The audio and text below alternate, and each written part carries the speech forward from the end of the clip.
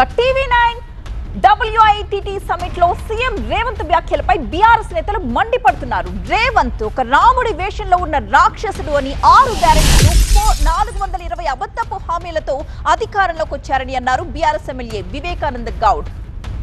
తాను చేసింది చెప్పుకోవడానికే లేక కేసీఆర్ కుటుంబంపై రేవంత్ విష ప్రచారం చేస్తున్నారని, 2.5 ఏళ్లలో కేసీఆర్ మొదలుపెట్టిన పనుల్ని కూడా ఆయన పూర్తి చేయలేకపోతున్నారన్నారు వివేకానంద గౌడ్.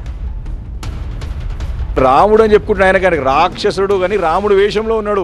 రావణుడు జింక వేషంలో వచ్చి మరి ఎట్లయితే సీతని అపహరించుకొని పోతాడో సేమ్ ఈ రేవంత్ రెడ్డి ఆ జింక వేషంలో వచ్చి తెలంగాణ ప్రజలు మోసం చేసి ఓట్లు వేయించుకొని గద్దెనెక్కి ఈరోజు రాక్షస మాటలు మాట్లాడుతూ తన అహంకారాన్ని, తన నియంతృత్వాన్ని, తన నిరంకుశత్వాన్ని బయటపెట్టుకుంటా ఉన్నాడు.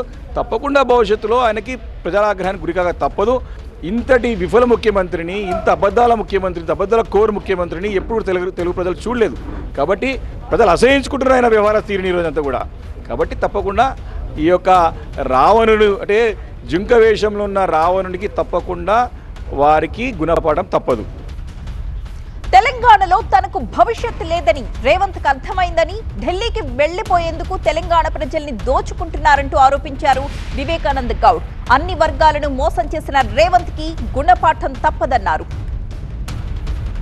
నిద్రలో పండుకున్నా లేచినా ఇప్పుడు కేసీఆర్ గారు తప్ప ఇంకా వేరేది కనపడదు ఆయనకి. ఈరోజు ఏ ప్రాజెక్ట్ తీసుకున్నా, ఈరోజు ఆయన ఏ వర్క్ తీసుకున్నారు, మూసీ తీసుకున్నా, ఫోర్త్ సిటీ తీసుకున్నా, తీసుకున్నా కేసీఆర్ గారు ఆ రోజు చేసిన పనులు లేని లేడీ రోజు ఆయనకి భవిష్యత్తు లేదని తెలిసిపోయింది. ఢిల్లీ పోవాలని అన్ని మూటములో చదువుకుంటే ఇక్కడ అంతా కూడా ఈ 2 సంవత్సరాల్లో డబ్బులు దండుకొని పెద్ద ఎత్తున పైసలు సంపాదించుకొని ఢిల్లీ పోయి ఢిల్లీలో సెటిల్ కావాలని బడ్జెట్ భాస్కర్లో ఉంటుంది చూడదు సింహం ఉంటుంది. అది సేమ్ ఆ చరిత్ర లేచి ఏంటంటే బయట దేశాలకు వెళ్ళిపోవాలని కోరుకుంటున్నాడు.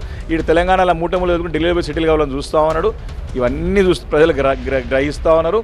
చాలా క్లారిటీగా బీఆర్ఎస్ పార్టీ మళ్ళీ కేసీఆర్ గారి నాయకత్వంలో తెలంగాణ రాష్ట్రంలో ప్రభుత్వం ఏర్పాటు చేయడం ఖాయం.